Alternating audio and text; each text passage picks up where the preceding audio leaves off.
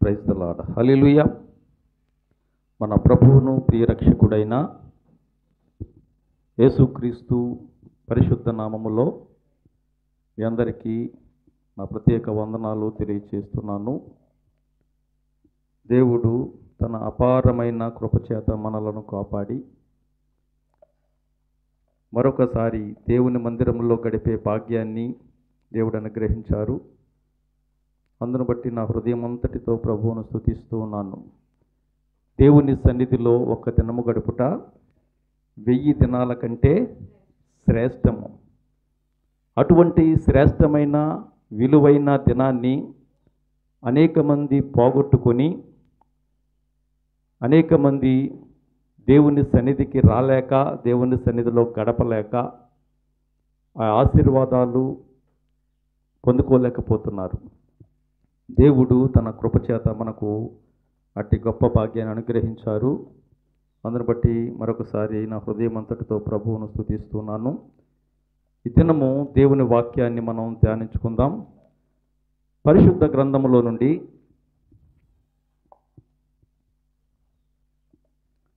కొరింథీయులకు వ్రాసిన 2వ పత్రిక 6వ అధ్యాయము 16వ వచనము నుండి 18వ వచనం వరకు ఈరోజు మన ధ్యానాంశముగా చదువుకుందాం. దేవుని ఆలయమునకు విగ్రహములతో ఏమి పొందిక, మనము జీవము గల దేవుని ఆలయమై ఉన్నాము. అందుకు దేవుడు ఎలాగూ సెలవిచ్చుచున్నాడు, నేను వారిలో నివసించి సంచరింతును, నేను వారి దేవుడనై ఉందును, వారు నా ప్రజలయుందురు. కావున నేను వారి మధ్య నుండి బయలువెడలి ప్రత్యేకముగా ఉండుడి, అపవిత్రమైన దానిని ముట్టకూడని ప్రభువు చెప్పుచున్నాడు. మరియు నేను మిమ్మును చేర్చుకొందును, మీకు తండ్రినయుందును, మీరు నాకు కుమారులను కుమార్తెలనై ఉందురని సర్వశక్తిగల ప్రభువు చెప్పుచున్నాడు. దేవుడు తన పరిశుద్ధ వాక్యమును మనందరి వినికిడిలో దీవించునుగాక. ఆమెన్. పరిశుద్ధుడైన మా తండ్రి, ప్రేమ కలిగిన ప్రభువా, మీకు వందనాలు. ఇంతవరకు ఈ ఆరాధన అంతటిలో మీరు తోడుగా ఉండి పాటల ద్వారా మహిమ తెచ్చుకున్నారు. ఆరాధన ద్వారా మీ నామాన్ని గణపరుచుకున్నందుకు మీకు వందనాలు ప్రభువా. తిరిగి నా ప్రభువా, నీ మాటల కొరకు ఎదురు చూస్తున్న నీ బిడ్డలను జ్ఞాపకం చేసుకోనండి ప్రభువా. మేమైతే మనుషుల పైరూపాన్ని చూస్తాం, వారికి ఏమి అవసరములు ఉన్నవో ఏమి అక్కరలు ఉన్నవో మాకైతే తెలియదు ప్రభువా. నీవు హృదయాంతరంగాలు ఎరిగిన దేవుడు గనక ఎవరి హృదయములో ఎటువంటి అవసరతలున్నవో ఎటువంటి తలంపులతో వచ్చారో నీకు సమస్తము తెలుసు గనక ప్రతి ఒక్కరితో వారికి కావలసినటువంటి మాటలు మీరు మాట్లాడండి. నిలబడిన నేను బలహీనుడను, వట్టివాడను ప్రభువా. నన్ను మీ సిలువ చాటున మరుగుపరుచుకుని నీ విలువైనటువంటి మాటలు నా నోటి నుంచి వినిపించండి ప్రభువా. నాయనా, నీ వాక్యాన్ని విత్తబడుతున్నప్పుడు అపవాది వాక్యమును ఎత్తుకొని పోకుండా అపవాదిని వాడి క్రియలను లయపరచండి నాయన. ప్రతి ఒక్కరిలోనూ అజాగ్రత్త పరాధ్యానము తీసివేసి నీ వాక్యము కొరకు ఆశతో కనిపెట్టే భాగ్యాన్ని అనుగ్రహించండి. ఎందుకంటే మీరు ఆశ కలిగిన ప్రాణాన్ని తృప్తిపరుస్తారు కనుక ప్రభువా, ప్రతి ఒక్కరూ ఆశతో నీ మాట కొరకు ఎదురు చూడడానికి సహాయం చేయండి ప్రభువా.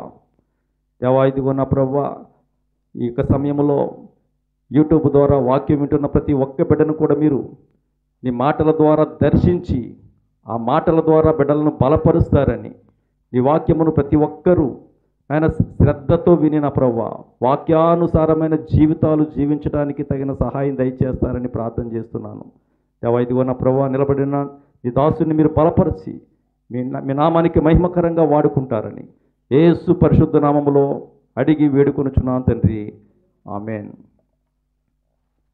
ప్రభునందు ప్రియమైనటువంటి దేవుని పిల్లారా, చదవబడినటువంటి వాక్య భాగమును మనం జాగ్రత్తగా పరిశీలన చేసినట్లయితే అపోస్తలుడైన పౌలు గారు కొరింథీ సంఘముతో వ్రాస్తున్నాడు.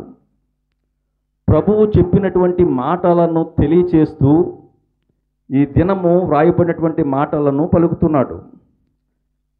ఈ మాటలను చెప్పేది ఎవరంటే సర్వశక్తి కలిగినటువంటి ప్రభువు మనతో చెప్తున్నాడు. ఈరోజు ప్రత్యేకంగా మనతో చెప్తున్నటువంటి ఆ మాట ఏంటంటే, నేను మిమ్మును చేర్చుకొందును అని ప్రభువు చెప్తున్నాడు. నేను మిమ్మును చేర్చుకుందును, మీకు తండ్రినయ్యుందును, మీరు నాకు కుమారులను కుమార్తెలునై ఉందురని సర్వశక్తి కలిగినటువంటి ప్రభువు చెప్తూ ఉన్నాడు అని వ్రాస్తున్నాడు. ప్రియులారా, ఈ లోకంలో చేర్చుకోవటం అనేది చాలా అత్యవసరమైనటువంటిది. ఎందుకంటే చాలామంది, కొంతమందికి నివాసాలు లేనటువంటి పరిస్థితుల్లో వారిని చేర్చుకుని నివాసమిస్తే వారికి ఎంత ఆనందంగా ఉంటుందండి, ఎంత ఆదరణగా ఉంటుంది, ఎంత ధైర్యంగా ఉంటుంది. ఎందుకని ఈ మాటను చెప్తున్నానంటే, ఒకప్పుడు అటువంటి పరిస్థితి నేను అనుభవించినటువంటి వాడనే. దేవుని యొద్దకు రాకముందు పక్క ఇంటి వారిలో నివాసములోను, మరలా మా అన్నగారి నివాసములోను, వారి యొక్క గృహాల్లో ఉండటం నాకు తెలుసు. ఎందుకని ఈ మాట చెప్తున్నానంటే, అటువంటి నివాసము లేనటువంటి పరిస్థితుల్లో, గృహాలు లేనటువంటి పరిస్థితుల్లో చేర్చుకుంటే వారికి చాలా ధైర్యంగా ఆదరణగా ఉంటుంది. ఇంకా ఆహారం లేని వారిని చేర్చుకుని ఆహారం పెడితే వారికి ఎంత సంతోషం అంటారు అసలే. ఒక మాట చెప్తున్నాను వినండి, ఈ లోకములో మనుషులను మనం చేర్చుకుని సహాయం చేస్తేనే అంత ఆనందంగా ఉంటే, ఈరోజు దేవుడు మీకు నేను తండ్రినై ఉంటాను, మీరు నాకు కుమారులు కుమార్తెలై ఉంటారని ఎవరు చెప్తున్నారంటే సర్వశక్తి కలిగినటువంటి ప్రభువు చెప్తున్నాడు. అసలే ఈ లోకస్తులు చేర్చుకుంటేనే మనకి ఆనందంగా, సంతోషంగా, ఆదరణగా ఉంటే, అంటే ఈ లోకస్తులు చేర్చుకుని కొంతకాలం వారికి బాగున్నంతసేపు, కలిసి ఉన్నంతసేపు, లేకపోతే మన వల్ల ఏమన్నా ఉపయోగం ఉన్నంతసేపు చేరనిస్తారు, కానీ తర్వాత ముఖం చెరతలు వచ్చి త్రోసివేస్తారు. అంతే కదండి. ఈ లోకస్తులు చేర్చుకుంటే అలాగ ఉంటుంది. కానీ సర్వశక్తి కలిగినటువంటి దేవుడు ఈ దినము మనతో తెలియచేసినటువంటి మాట, నేను మిమ్మును చేర్చుకుంటాను అంటున్నాడు. అయితే ఆయన మనలను చేర్చుకోవాలంటే ఏం చేయాలా? ఇక్కడ పౌలు గారు చక్కని విషయాలు చెప్తాడు. ఆయన ఎప్పుడు చేర్చుకుంటానన్నాడో చెబుతాడు. చదవబడినటువంటి మరి మొదటి నుంచి, అంటే 16వ అధ్యాయము 16వ వచనం నుండి కూడా చదివితే, దేవుని ఆలయమునకు విగ్రహములతో ఏమి పొందిక.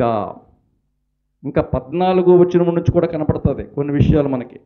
14వ వచనం నుండి, మీరు అవిశ్వాసులతో జోడుగా ఉండుకుడి, నీతికి దుర్నీతితో ఏమి సాంగత్యము, వెలుగునకు చీకటితో ఏమి పొత్తు, క్రీస్తునకు బెలియాలుతో ఏమి సంబంధము, అవిశ్వాసితో విశ్వాసికి పాలెక్కడిది, దేవుని ఆలయమునకు విగ్రహములతో ఏమి పొందిక. ఇక్కడ కొన్ని జతపరిచాడు. ఆ జతపరిచినటువంటి మాటలు, ఒక పక్క అవిశ్వాసులు, రెండో పక్క విశ్వాసులు. అంటే అవిశ్వాసులతో జోడిగా ఉండకూడదు, అవిశ్వాసులతో విశ్వాసికి పాలెక్కడిది అని అడుగుతాడు. ఒక పక్క వెలుగు, రెండవ పక్క చీకటి. చీకటికి మరి వెలుగుకు చీకటితో ఏమి పొత్తు, దానితో పొత్తు పెట్టుకోకూడదు. ఇంకా ముందుకు చూసినట్లయితే, మరి క్రీస్తును బెలియాలు సాతాను. అంటే క్రీస్తుకు బెలియాలకు సంబంధం ఏంటండి? దానికి దీనికి సంబంధం లేదు. ఇంకా ముందుకు వెళితే దేవుని ఆలయమునకు విగ్రహములతో ఏమి పొందిక. ఈ విషయాలన్నీ అంటే ఒక విశ్వాసి అవిశ్వాసితో జోడుగా ఉండకూడదు, నీతికి దుర్నీతికి సాంగత్యం ఉండకూడదు, వెలుగుకి చీకటికి మరి ఏమి పొత్తు, ఆ పొత్తు పెట్టుకోకూడదు వాటితో. ఇంకా క్రీస్తుకు బెలియాలతో అంటే క్రీస్తు సంబంధులు అపవాది సంబంధులతో ఏమి సంబంధము అని వ్రాస్తూ ఇంకా ఏమంటున్నాడంటే దేవుని ఆలయమునకు విగ్రహములతో ఏమి పొందిక. ఎవరండి ఆ దేవుని ఆలయం? కింద ఆ మాట రాస్తున్నాడు చూడండి, మనము జీవము గల దేవుని ఆలయమై ఉన్నాము. మనం ఎవరమంట? జీవము గల దేవుని ఆలయమై ఉన్నాం. జీవము గల దేవుని ఆలయముగా, దేవుడు మనలో నివసించే విధముగా, దేవుడు మనలో సంచరించే విధముగా మనం జీవించవలసినటువంటి మనము విగ్రహములతో పెట్టుకుంటున్నాం. అందుకే ఇక్కడ అంటున్నాడు దేవుని ఆలయమునకు, అంటే దేవుడు నివసించవలసినటువంటి మీకు విగ్రహములతో ఏమి పొందిక. అంటే వాటి జోలికి వెళ్ళకూడదు. ఈ విగ్రహములు అనేటప్పటికీ ప్రతి ఒక్కరూ రాతితో చేసినవి, చెక్కతో చేసినవి, మట్టితో చేసిన వాటి యొద్దకే వెళతారు. అవి మాత్రమే కాదు, ఒకవేళ వాటిని విడిచిపెట్టానులే అని నువ్వు అనుకుంటున్నావు, మంచిది. అవి మాత్రమే కాకుండా ఎన్నో విగ్రహములు దేవుని ఆలయముగా ఉండవలసినటువంటి నీ జీవితంలో ఉన్నాయి. గమనిస్తున్నావా?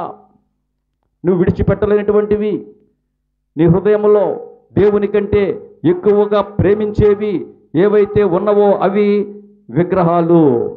వాటిని విడిచిపెట్టాల. మొదట దేవుని సన్నిధికి రావలసినటువంటి మనము దేవుని కంటే ఎక్కువగా దేనినైతే ప్రేమించి దేవుని యొద్దకు రాలేకపోతున్నామో అదే మన జీవితంలో విగ్రహము అయి ఉన్నది. వాటిని కూడా మనలో ఉండనకూడదు. అవి కూడా మనలో ఉంటే దేవుడు ఇక్కడ అంటున్నాడు, ఎవరైతే జీవము గల దేవుని ఆలయముగా ఉన్నారో, అంటే మరి ఇటువంటి వాటితో పొత్తు పెట్టుకోకుండా, ఇటువంటి వాటితో సంబంధం లేకుండా అని కొన్నిటిని చూపించాడు. వాటితో సంబంధం లేకుండా ఎవరైతే జీవము గల దేవుని ఆలయముగా ఉంటారో నేను వారిలో నివసించి, జాగ్రత్తగా వినండి, ఎవరిని దేవుడు చేర్చుకుంటానని చెప్తున్నాడు పౌలు గారు. ఈ విషయాలన్నీ వ్రాసుకుంటూ వస్తున్నాడు. ఏమంటున్నాడంటే మనమందరము కూడా అవిశ్వాసులతో జోడుగా ఉండకుండా, దుర్నీతితో సాంగత్యం చేయకుండా, చీకటితో మనము పొత్తు పెట్టుకోకుండా, బెలియాలతో సంబంధం లేకుండా, ఇంకా అవిశ్వాసతో పాలు లేకుండా జీవించినట్లయితే కనుక, విగ్రహములను మనలో నుంచి తీసివేసుకుని వాటితో పొందిక లేకుండా ఉన్నట్లయితే కనుక, అప్పుడు మన జీవితం ఎలా ఉంటుందంటే జీవము గల దేవుని ఆలయముగా ఉంటుంది. అప్పుడు దేవుడు నేను మీలో నివసించి సంచరింతును అని వాక్యము ద్వారా తెలియచేస్తున్నాడు. ఇంకా నేను వారి దేవుడనయుందును, వారు నాకు ప్రజలయుందురు. ఎంత గొప్ప భాగ్యం అండి అసలే.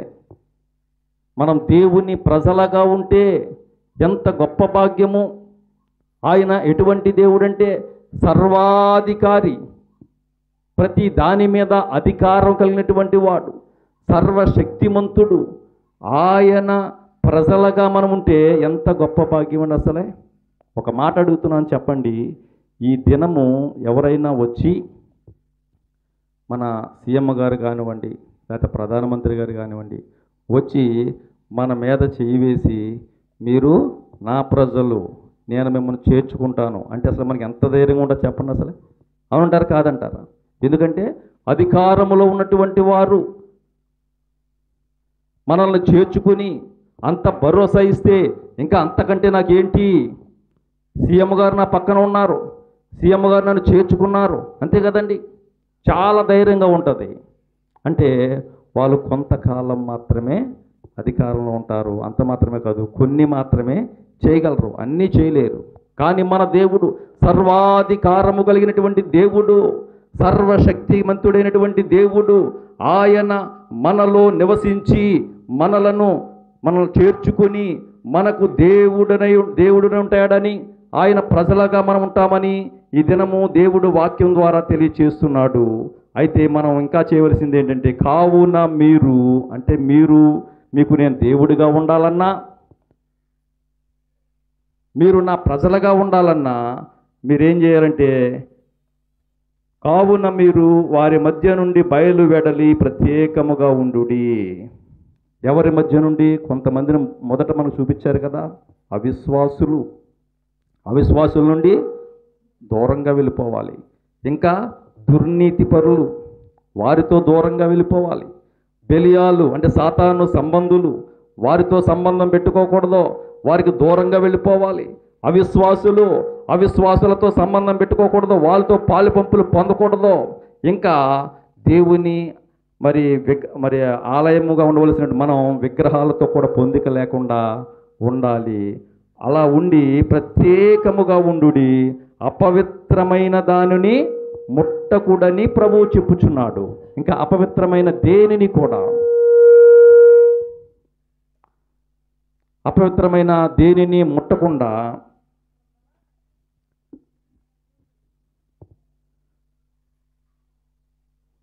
ప్రత్యేకంగా ఉంటే గనక అప్పుడు దేవుడు మనలో నివసించి సంచరించి మనలను చేర్చుకోవడానికి ఇష్టపడుతున్నాడు. ఈ దినము వాగ్దానం చేస్తున్నాడు, నేను మిమ్మును చేర్చుకుందును. ఎలా ఉంటే దేవుడు చేర్చుకుంటాడో మనం తెలుసుకున్నాం.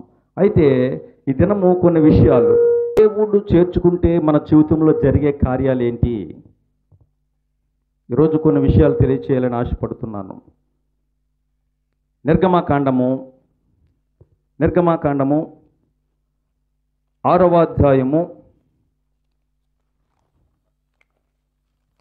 7వ వచనాన్ని చదవండమ్మా.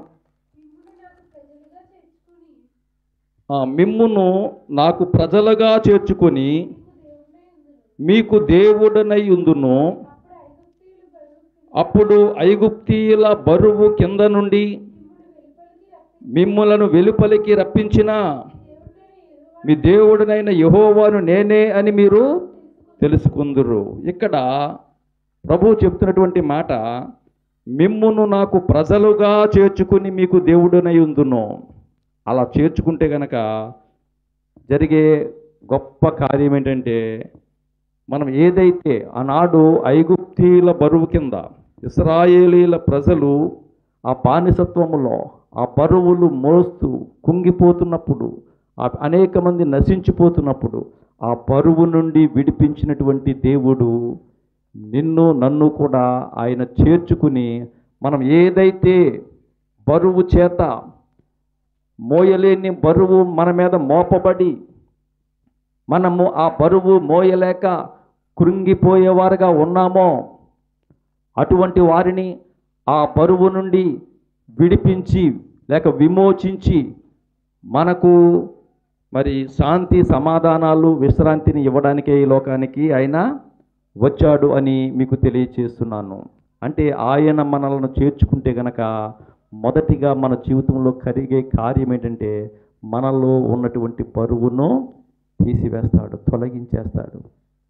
ఎంత గొప్ప భాగ్యం అంటే, ఒక బరువు ఎత్తుకున్న వ్యక్తి మోయలేక అలసిపోతూ సొమసిపోతూ అలా కృంగిపోతున్నటువంటి సమయంలో మరి ప్రభు వచ్చి మరి ఆ బరువు విడిపిస్తానంటే అసలు ఎంత మరి అతనికి ఎంత రిలీఫ్గా ఉంటుంది ఒకసారి ఆలోచించేయండి. అది ఎంత గొప్ప కార్యం అంటారు. ఒకవేళ బరువు మోయలేక అలా కృంగిపోతున్నప్పుడు ప్రభువు విడిపిస్తున్నప్పుడు అసలు ఎంత సంతోషం ఉంటుంది. దేవుడు చెప్తున్నటువంటి మాట ఏంటంటే, నేను మిమ్మల్ని చేర్చుకుని నా ప్రజలుగా మిమ్మల్ని చేర్చుకుని మీకు దేవుడినై ఉంటాను. జరిగే మొదటి కార్యం ఏంటంటే, ఆనాడు ఐగుప్తీయుల బరువు కింద నుండి వెలుపలకు రప్పించిన విధముగా మీరు కలిగి ఉన్న ప్రతి బరువు నుంచి మిమ్మలను విడిపిస్తాను.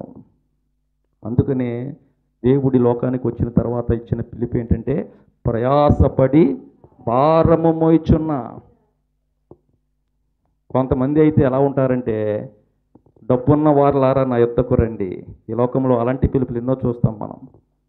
ధనమున్న వారలారా నా యొద్దకు రండి, ఆరోగ్యం ఉన్న వారలారా, బలమున్న వారలారా, అంటే మంచి మంచి యోగ్యులకు పిలిపించేవారుగా ఉంటారు, చదువున్న వారికి పిలిపించేవారుగా ఉంటారు.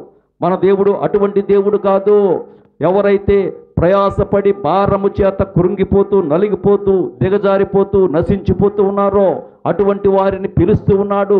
ప్రయాసపడి భారము మోస్తూ ఉన్న సమస్త జనులారా నా యొద్దకు రండి, నేను మిమ్మల్ని చేర్చుకుంటానయ్యా, మీకు దేవుడుగా ఉంటాను, మీరు నా ప్రజలుగా ఉంటారు, మీరు కలిగి ఉన్న బరువు నుంచి నేను విడిపిస్తానని చక్కని మాట తెలియచేస్తున్నాడు. వస్తున్నామా మనం? చాలామంది ఎంతో కాలంగా ఈ మాటలు వింటూ ఉంటాం, కానీ మన బరువును వదిలించుకోవడానికి చాలామంది ఇష్టపడరు. మా ఊర్లో ఒక జరిగిన సంఘటన చెప్తున్నాను వినండి. పూర్వం కొల్లేటిలో నుంచి ధాన్యం బస్తాలు బళ్ళు మీద తోలుకొచ్చేవారు. ఆ బళ్ళు మీద తోలుకొచ్చే అంటే నాకు కూడా తెలియదు అప్పటికి, నాకంటే ముందు జరిగినటువంటి సంఘటనలు ఆ వ్యక్తి తెలుసు, కానీ నాకు ఆ జరిగిన సంఘటన, అతను యవ్వన కాలంలో జరిగిన సంఘటన నాకు తెలియదు. ఒక వ్యక్తి జీవితంలో జరిగినటువంటి నిజ సంఘటన చెప్తున్నాను మీకు. మరి ఆ బళ్ళు మీద తోలుకొచ్చే సమయంలో ఒక వ్యక్తి చాలా దూరం నుంచి, అప్పుడు చాలా ఎక్కువ బరువులు మోసేవారు కదండి, చాలా దూరం నడిచేవారు. ఆ కొల్లేటిలో నుంచి బస్తా ఎత్తుకుని వస్తున్నాడంట. బస్తా ఎత్తుకుని వస్తుంటే ఒక వ్యక్తి వచ్చి, నాయన ఎంత లెక్క నడుస్తావు, సరే నా బండి ఎక్కమని చెప్పాడంట. సరే తను ఏం చేశాడంటే ఆ బండికి ఆ బస్తా నెత్తి మీద పెట్టుకుని కూర్చున్నాడంట.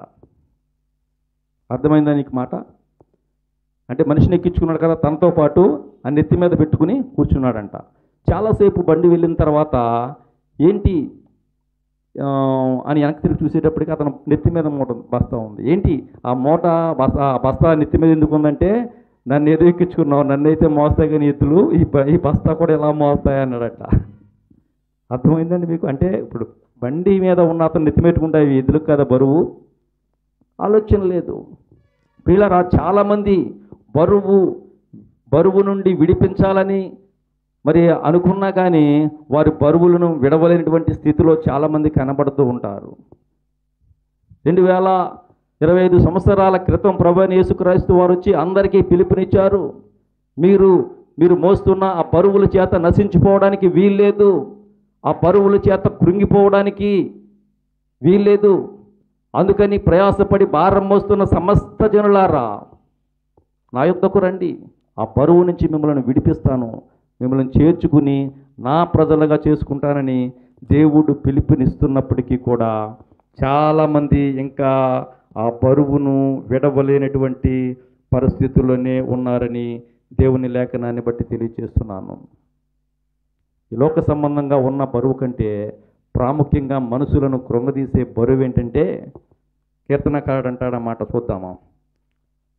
మనుషులను ఎక్కువగా కృంగదీసేది, మనుషులను మరణానికి తీసుకువెళ్ళేది ప్రాముఖ్యమైనటువంటి బరువు ఏంటయ్యా అంటే, కీర్తన గ్రంథము 38వ కీర్తన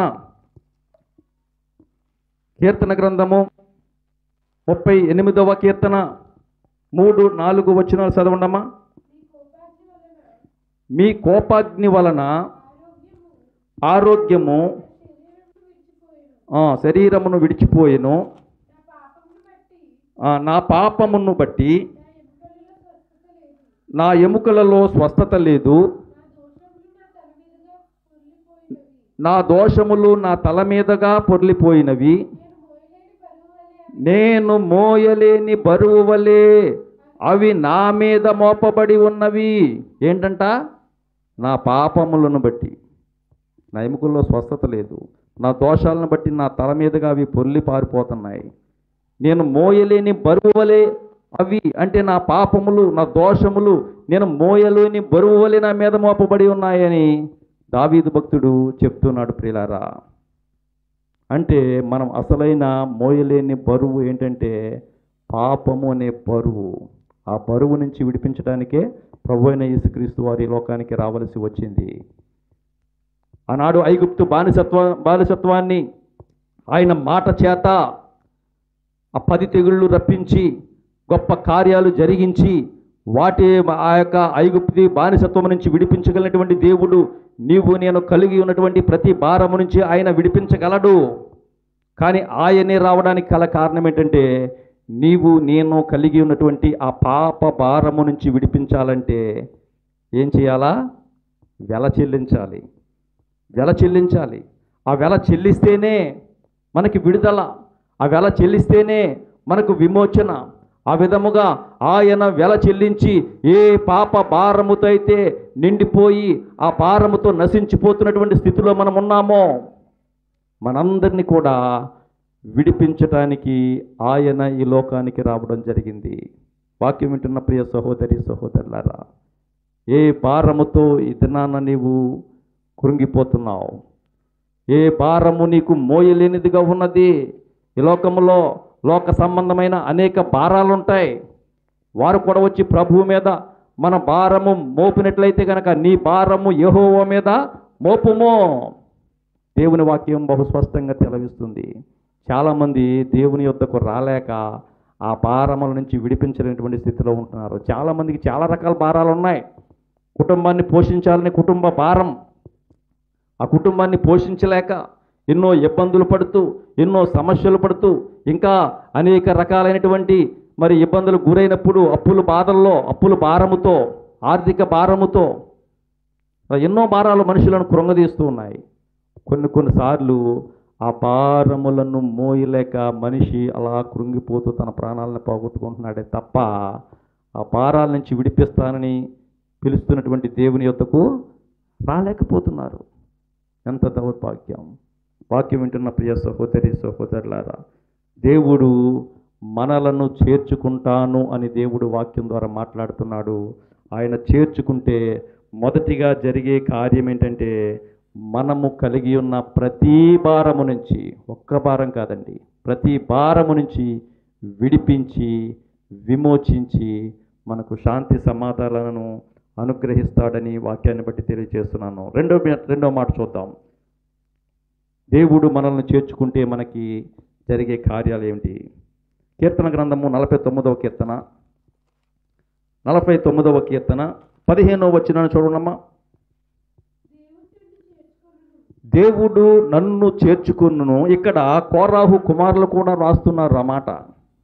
కోరాహు కుమారులు దేవుడు నన్ను చేర్చుకుంటాడు, చేర్చుకుంటే జరిగేది ఏంటంటే, చదవమ్మా, పాతాళ బలములో నుండి ఆయన నా ప్రాణమును విమోచించును. ఇంకా కింద చదవమ్మా, ఒకడు ధన సంపన్నుడైనప్పుడు వాని ఇంట ఘనత విస్తరించినప్పుడు భయపడకుము, వాడి చనిపోవునప్పుడు ఏమియు కొనిపోడు, వాని ఘనత వాని వెంట దిగదు. ఇక్కడ వ్రాసినటువంటి మాట ఈ కోరాహు కుమారులు ఏ ఉద్దేశముతో వ్రాస్తున్నారంటే, దేవుడు నన్ను చేర్చుకుంటాడు, ఆయన చేర్చుకుంటే గనక మనం చేసినటువంటి పాపాలను బట్టి, మనం చేసిన అపరాధాలను బట్టి, అవిధేయతలను బట్టి మనం నశించి పాతాళంలోనికి వెళ్ళవలసిన వారమై ఉన్నప్పటికీ కూడా ఆయన చేర్చుకుంటే గనక ఆ పాతాళ బలములో నుండి ఆయన మన ప్రాణములను విమోచిస్తాడు అని దేవుడు తన వాక్యము ద్వారా తెలియచేస్తూ ఉన్నాడు. వాక్యం వింటున్న ప్రియ సహోదరి సహోదరులారా, ఒకవేళ పాతాళానికి వెళ్ళే చేరువలోని ఉంటే గనక, ఎందుకంటే దేవుని వాక్యం స్పష్టంగా సెలవిస్తుంది, నీతిమంతుడు లేడు, ఒక్కడును లేడు, అందరూ పాపం చేశారు, దేవుడు అనుగ్రహించే మహిమను పొందుకోలేకపోతున్నారు. అందుకని ప్రతి ఒక్కరు కూడా పాతాళానికి వెళ్ళవలసినటువంటి వారే. అటువంటి వారిని దేవుడు ఆ పాతాళ బలములో నుండి విడిపింపబడాలంటే దేవుడు మనల్ని చేర్చుకోవాలా. దేవుడు చేర్చుకోవాలంటే ఏ విధంగా జీవిస్తే చేర్చుకుంటాడో వాక్యం ద్వారా బహు స్పష్టంగా తెలియచేశాడు.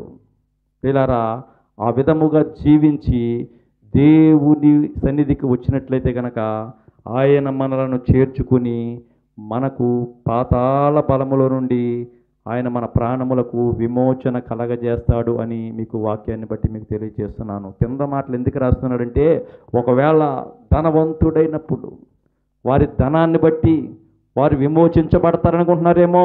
లేదు లేదు, మన ధనం మనల్ని విమోచిస్తుందా? విమోచించదు. మన ధనం మనల్ని కాపాడుతుందా? కాపాడదు. ఎందుకంటే అది మన కూడా రాదు. ఒకవేళ ఈ లోకంలో దేని దగ్గరికైనా వెళ్ళాలంటే ఒక మనం వెళ్ళలేని వాటి దగ్గరికి వెళ్ళాల్సి వచ్చినప్పుడు లంచం ఇస్తే అవకాశం ఉంటుంది, అంతే కదండి. కానీ దేవుని దగ్గరికి వెళ్ళి ఒకవేళ మన కూడా మన ధనం వస్తే కనుక అక్కడ కూడా అక్కడ ఉన్న వారికి వాళ్ళకి లంచం ఇచ్చి వెళ్తారేమో అనుకుంటారేమో. అది మన వెంట రాదు. ఎటువంటి ధనవంతుడైనా దానిని విడిచిపోవలసినటువంటి వాడే అని ఈ కోరాహు కుమారులు రాస్తున్నారు. అయితే ఆ పాతాళ నుంచి తప్పించబడాలి అంటే గనక తప్పకుండా మరి మనము దేవుడి సన్నిధిలో ఉండాలి, దేవుడు మనల్ని చేర్చుకోవాలి, ఆయనే తప్పించగలడు అనే విషయాన్ని తెలుస్తున్నాడు. దానికి ఉదాహరణగా ఒక మాట బైబిల్లో మనం చూసినట్లయితే మనందరికీ తెలిసిన మాట కీర్తన మరి లూకా సువార్తలో 16వ అధ్యాయంలో ఉంటుంది ఆ మాట. ధనవంతుడు కనపడతాడు మనకి. లూకా సువార్త 16వ అధ్యాయము 19వ వచనం చదవండమ్మా. ధనవంతుడు ఒకడుండెను, అతడు ఊదారంగు బట్టలను సన్నపు నార వస్త్రములను ధరించుకొని ప్రతిదినము బహుగా సుఖపడుచుండువాడు. ఆ ధనవంతుని గురించి కొన్ని విషయాలు రాశారు ఇక్కడ. అతడు ఊదారంగు బట్టలంట. అంటే అప్పట్లో గొప్ప ధనవంతులైతేనే ఆ బట్టలు వేయగలరు. పట్టు వస్త్రం ఇప్పుడంటే రకరకాల పట్టులు వచ్చి పట్టుబట్టలు వచ్చి అందరికీ చీరలోకి వచ్చినాయి. కానీ ఒకప్పుడు పట్టు వస్త్రాలంటే చాలా పేరు. అలాగనే అప్పట్లో ఊదారంగు వస్త్రాలు ఇంకా సన్ననారపు వస్త్రములను ధరించుకుని ప్రతిదినము కూడా బహుగా సుఖపడుచుండువాడు. అంటే అతడు ఎంతో ధనవంతుడు. అక్కడే లాజరు అను ఒక దరిద్రుడు కూడా ఉండెను.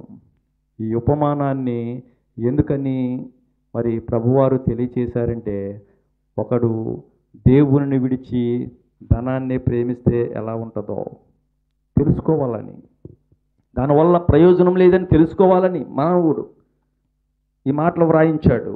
అయితే వాడు కురుపులతో నిండిన వాడై ధనవంతుని ఎంట వాకిట పడి ఉన్న అతని బల్ల మీద నుండి పడు రొట్టె ముక్కలతో ఆకలి తీర్చుకొని పోరెను. అయితే ఒక్కొక్క దినాన్న మరి అతడు చనిపోయాడు. ఎవరు? దరిద్రుడు చనిపోయాడు మొదట. ఆ దరిద్రుడు చనిపోయి దేవదూతల చేత అబ్రహాము రొమ్మున ఆనుకొనుటకు కొనుపోబడెను. అబ్రహాము రొమ్మున ఆనుకొనుటకు అంటే దేవుడు చేర్చుకున్నటువంటి వాడు అతను. అయితే రెండవ వాడు ధనవంతుడు కూడా చనిపోయాను, పాతి పెట్టబడెను. అప్పుడు అతడు పాతాళములో బాధపడుచుండెను. చూసారా? తనకున్న ధనం ఏమన్నా పాతాళ లోకాన్ని తప్పించిందా? తప్పించలేదు. ఒకవేళ తన ధనము పాతాళ నుంచి తప్పించగలిగితే గనక ఆ ధనవంతుడు కూడా పాతాళ లోకంలో నుంచి తప్పించబడేవాడు. కానీ అది అతని వెంట రాదు గనక, దాన్ని విడవలసి ఉంది గనక వారి క్రియలే కూడా వస్తాయి. మనం ఈ లోకంలో ఏవైతే మంచి పనులు చేస్తామో అవి మనతో వస్తాయి, అవే మనల్ని కాపాడతాయి.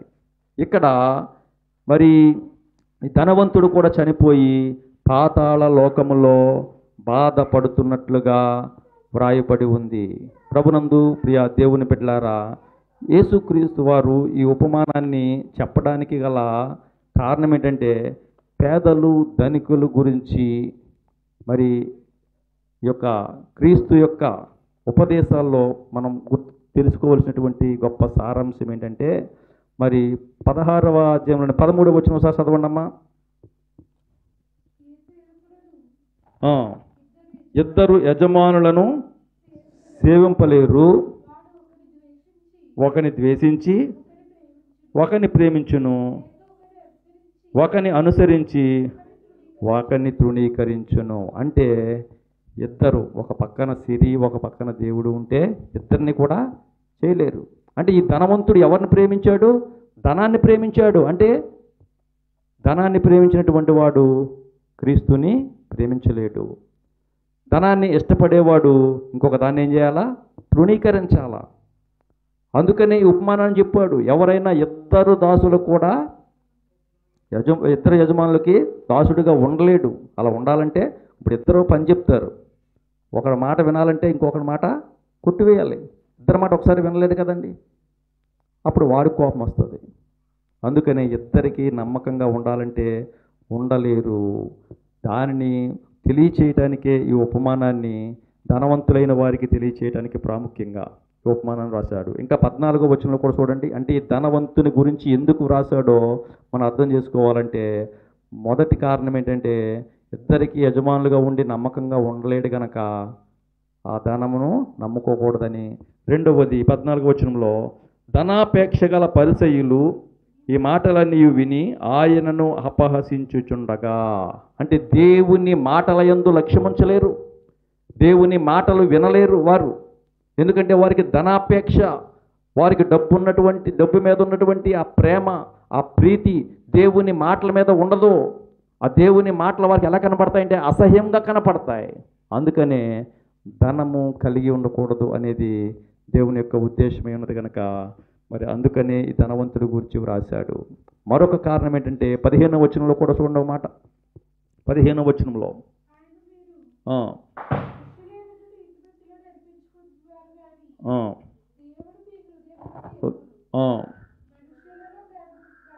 మనుషులలో ఘనముగా ఎంచబడినది దేవుని దృష్టికి అసహ్యము. వారు ధనాన్ని ప్రేమించి ఆ ధనాన్ని బట్టి ఘనమైన వారుగా ఉంటున్నారు కనుక మనుషులలో ఘనంగా ఎనబడేదంట దేవుని దృష్టికి అసహ్యమైనదిగా కనబడుతుందంట. అంటే వారి లోకాన్ని బట్టి వారు ఘనంగా పేరు తెచ్చుకుని గొప్ప గొప్ప పీఠాలని స్వాధీనపరుచుకుని గొప్ప మరి సన్మానాలు చేయించుకుని ఎంతో ఘనత తెచ్చుకుంటున్నారు. మనుషుల దృష్టికి ఏదైతే ఘనంగా ఎంచబడుతుందో అది దేవుని దృష్టికి అసహ్యము. కనుక ఈ లోకములో ధనవంతులుగా ఉండి ఘనపరచబడడానికి ఇష్టపడవద్దు అని తెలియచేయటానికి ఈ ఉపమానాన్ని చెప్పాడు. అంటే ఈ ఉపమానం చెప్పడానికి గల కారణాలన్నీ కూడా పైన ఉన్నాయి. మరొక కారణం 21వ వచనం కూడా చదవండి. మరొక కారణం ఏంటో చెప్తాను. 21వ కారణం, బల్ల మీద నుండి పడు రొట్టె ముక్కలతో ఆకలి తీర్చుకొనగోరెను, అంతేకాక కుక్కలు వచ్చి వాని కురుపులు నాకెను. ఇక్కడ చూడండి ఆ ధనవంతుడి యొక్క పరిస్థితి ఎలా ఉన్నదంటే, ఒక మనిషి తన బల్ల మీద నుండి పడి రొట్టె ముక్కలు తింటే ఇష్టపడ్డాడు కానీ, అంటే బల్ల మీద నుండి వ్యర్థంగా దేవుడిచ్చినటువంటి ఆ ధనాన్ని వ్యర్థంగా అటు ఇటు పారవేయడానికి ఇష్టపడ్డాడు కానీ పేదవాడిని లక్ష్యపెట్టి వాడికి సహాయం చేయాలని, వాడికి మరి మేలు చేయాలని ఆలోచన ఉన్నదంటారా? లేదు. అంటే ఎంత కఠిన హృదయం కలిగి ఉన్నాడో వారు కలిగి ఉన్నటువంటి ఆ ధనాన్ని బట్టి. అందుకనే ధనవంతులను గూర్చి ప్రత్యేకంగా వ్రాయించాడు ఇక్కడ. అంటే దేవుడు తనకిచ్చినటువంటి ఆ ధనాన్ని మరి తన కోసమే దురుపయోగంగా తన కోసం ఉపయోగించుకున్నాడు. ఆఖరికి అటు ఇటు పారవేయడానికి ఇష్టపడ్డాడు కానీ పేదలకు మరి సహాయం చేసి పంచిపెట్టాలి అనే తలంపు రాలేదు. మనం ఒకవేళ మనకిచ్చిన కొంచెములైనా ఒక పేదవాడు వచ్చి తింటే చూస్తూ ఉండగలమా? తీసి దానిలో పెడతాం. ఎందుకంటే అది దేవుని ప్రేమను బట్టి, దేవుడు మనకిచ్చినటువంటి ఆ దయను బట్టి, ఆ దయా గుణాన్ని బట్టి. ఆ గుణము ఆ ధనం మీదే ఆశ పెట్టుకున్నటువంటి వారికి ఉండదు. లేదు గనకనే ఇక్కడ మరి ఆ విధంగా బల్ల మీద నుండి పడే రొట్టె ముక్కలు తింటున్నా అలా చూస్తూ ఉండిపోయాడు కానీ పెట్టాలనే ఆలోచనే రాలేదు. కుక్కలు వచ్చి కురుపులు నాగుతున్నాయంట. అంత హీనమైన స్థితిలో ఉన్నప్పటికీ కూడా కొంచెం పెట్టి పంపించాలనే ఆలోచన లేదు. ధనవంతులుగా ఉంటే వారి పరిస్థితి అలాగే ఉంటుంది. అటువంటి వారందరూ పాతాళ లోకములో బాధపడవలసిందే అని దేవుడు తన వాక్యం ద్వారా వ్రాయించాడు. కానీ దేవుడు చేర్చుకున్నటువంటి వారు మాత్రం పాతాళం నుంచి తప్పించబడతాడు. లాజరును తప్పించాడు దేవుడు. అబ్రహాము రొమ్మున ఆనుకున్నాడు. అంటే చేర్చుకోవటం కాదండి, రొమ్మున ఆనుకున్నాడు.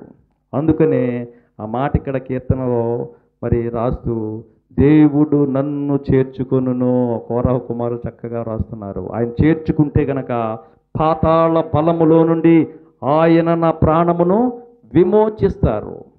అంటే ఈరోజు మన ముఖ్య అంశం ఏంటంటే దేవుడు మనను చేర్చుకుంటే మనకి ఏం కార్యాలు జరుగుతాయి. మొదటి కార్యము, దేవుడు మనల్ని చేర్చుకుంటే కనుక మనము కలిగి ఉన్నటువంటి ఆ బరువు నుండి, భారము నుంచి విడిపించబడతాం. రెండవదిగా ఆయన మనల్ని చేర్చుకుంటే కనుక పాతాళము యొక్క బలములో నుండి మన ప్రాణములను విమోచించబడతాయి. ప్రియా దేవుని బిడ్డలారా, మనము ఆయన చేర్చుకునే విధంగా మనం జీవించగలుగుతున్నామా? ఎలా ఉంటే ఆయన చేర్చుకుంటాడో మొదట్లోనే మనం తెలుసుకున్నాం. వేటికి దూరంగా ఉండాలో, వేటిని అంటే అపవిత్రమైన వాటిని వేటిని మన దరికి రానివ్వకుండా ఉండాలో మొదట్లోనే మనం విన్నాం. ఆ విధంగా మనం ఉండగలిగితే కనుక ఆయన మనం చేర్చుకుని ఏ భారముతో కృంగిపోతున్నా మనల్ని ఆ భారము నుంచి విడిపిస్తాడు, ఆ బరువు నుంచి విడిపిస్తాడు. ఇంకా పాతాళము యొక్క వశము నుండి మనల్ని తప్పిస్తాడు. మూడో విషయాన్ని చూద్దాం. మూడో విషయం,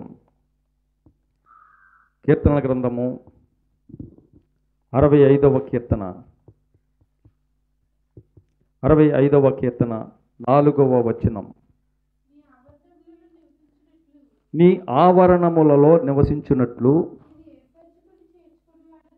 నువ్వు ఏర్పరుచుకుని చేర్చుకునివాడు ధన్యుడు. సరిపోతుందమ్మా. ఇక్కడ వ్రాస్తున్నటువంటి మాట మనం జాగ్రత్తగా పరిశీలన చేయగలిగితే, దావీదు గారు వ్రాస్తూ, నీ ఆవరణములలో నివసించున్నట్లు నీవు ఎవరినైతే ఏర్పరుచుకుని చేర్చుకుంటావో వాడు ధన్యుడు. అంటే దేవుడు చేర్చుకుంటే మనము ధన్యులమవుతాము. ఈ విషయాన్ని మర్చిపోకూడదు. ధన్యత అనగా ఆశీర్వదించబడినటువంటి వాడు, ఆనందభరితుడు, ఏ లోటు లేనటువంటి వాడు, అన్నీ కలిగినటువంటి వాడినే ధన్యుడు అంటారు. ఎవరినైతే దేవుడు ఏర్పరుచుకుని చేర్చుకుంటారో వారు అటువంటి ధన్యతను పొందుకుంటారు. ఆయన సన్నిధిలో ఏముందంటే సమృద్ధి ఉంది. ఇక ఆయన యొద్దకు వస్తే మనకి లేమి అనేది కనపడదు. ఆయన సన్నిధిలో సమృద్ధి ఉంది. ఆ సమృద్ధిని పొందుకోవాలంటే ఆయన నిన్ను ఏర్పాటు చేసుకుని నిన్ను చేర్చుకోవాలా. అప్పుడు నీవు ఆ ఆశీర్వాదాన్ని పొందుకుంటావు. ఆయన సన్నిధిలో నిత్య సంతోషం ఉంది, నిత్య ఆనందం ఉంది. నేడు అనేక ఈ దినాల్లో అనేక మందిలో చూస్తే గనక ఎలా ఉన్నదంటే, ఎక్కడ చూసినా సంతోషం లేనటువంటి పరిస్థితులు, దుఃఖమే, ఏడుపు, రోదనలు వినపడుతూ ఉన్నాయి. ప్రియులారా, అటువంటి వారితో దేవుడు చెప్తున్నటువంటి మాట ఏంటంటే, దేవుడు ఏర్పాటు చేసుకుని కనుక నిన్ను చేర్చుకుంటే నీకు ఇంక అటువంటి దుఃఖము ఉండదు. ఆయన నీకు ధన్యతనిస్తాడు. ఆ ధన్యత ఎటువంటిదంటే అది సంపూర్ణ సంతోషమునిచ్చేది, సంపూర్ణ ఆనందాన్ని ఇచ్చేది. అటువంటి ధన్యతలోనికి మనం నడిపించబడాలంటే కనుక ఆయన మనలను చేర్చుకుని, మనల్ని ఏర్పాటు చేసుకుని చేర్చుకోవాలా. ఆయన చేర్చుకుంటాడు. నేను మిమ్మల్ని చేర్చుకుంటాను అని వాగ్దానం చేస్తున్నాడు. అయితే ఆయన చేర్చుకోవాలి అంటే కనుక మనము జీవించవలసిన విధానం ఏంటంటే, దూరంగా ఉండవలసిన వాటికి మనము దూరంగా ఉండాలి. వేటితో అయితే మనము సంబంధం పెట్టుకోకూడదో, వేటితో అయితే మనం పొత్తు పెట్టుకోకూడదో, వేటితో అయితే మనం కలిసి ఉండకూడదో, వాటన్నిటికీ మనం దూరంగా ఉన్నప్పుడు ఆయన మనలో నివసించి సంచరిస్తాను అంటున్నాడు. అప్పుడు మన జీవితాలు ఎలా ఉంటాయంటే, ఆయన నివాసానికి దేవాలయములుగా మన జీవితాలు ఉంటాయి. మన దేహము దేవాలయం, జీవము కలిగినటువంటి దేవుని దేవాలయముగా మనం ఉన్నప్పుడు గనక మనలో ఆయన సంచరించి నివసిస్తాడు. అలా నివసిస్తే గనక ఇక మనకి ఏ విధమైనటువంటి భయం ఉండదు. ఈ లోకములో భారం మోయవలసిన పని ఉండదు. ఆయన మనల్ని చేర్చుకుని ఆ భారముల నుంచి విడిపిస్తాడు. అంత మాత్రమే కాకుండా పాతాళానికి వెళతాము అనే భయం అసలే ఉండదు. పాతాళం యొక్క వశములో నుంచి మనల్ని తప్పిస్తాడు. ప్రభునందు ప్రియమైనటువంటి దేవుని బిడ్డలారా, అంత మాత్రమే కాకుండా ఆయన చేర్చుకుంటే గనక, ఆయన మందిరములో మనం నివసిస్తే గనక గొప్ప ధన్యతను పొందుకుంటాం. ఇక దానిలో ఒక్క ఆశీర్వాదం కాదండి, ఆయన సన్నిధిలో సమృద్ధి ఉంది. ప్రతి విషయంలో నువ్వు ఆశీర్వాదాన్ని పొందుకుంటావు. ఆ ఆశీర్వాదాన్ని నీవు పొందుకోవాలంటే ఈ దినము మనకు మనమే తీర్మానం చేసుకుందాం.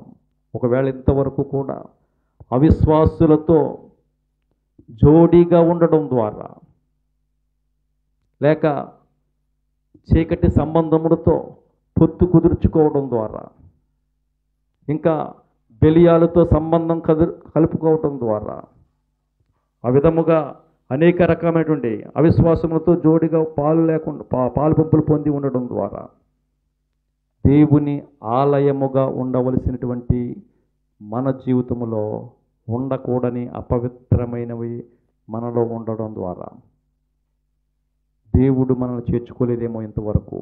ఈ దినము వాటన్నిటినీ తీసివేయండి, వాటన్నిటినీ మీకు దూరంగా ఉండండి, వాటిని విడిచిపెట్టి రండి. నేను మిమ్మును చేర్చుకుంటాను, మీరు కలిగి ఉన్న ప్రతి బరువు నుంచి విడిపిస్తాను.